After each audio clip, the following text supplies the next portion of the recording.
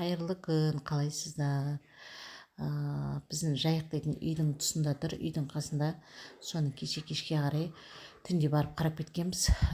5 маусым 24 жыл. Судың деңгейі түсіп жатырғаны өте рас екен. Алдында біздер қарап кеткенде, осыдан екі күн бұрын қарап кеткенде, біз қойып кеткен белгіден белгіге келіп тіреліп тұрған болатын. Бүгін қарағанда содан кішкене түсіп тұр екен, сәл ғана түсіп тұр.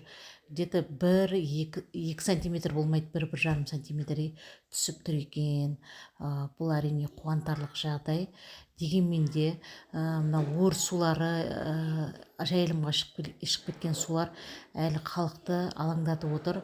Жолдар жабылып, екі жаққа жолға қатынас, Атырауға жан жақтарға қатынас болмай, кішкене сол жағы уайым болып отыр.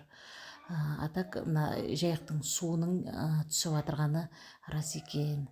Біздер осылай күнде барып қарап белгі қойып тұрмыз.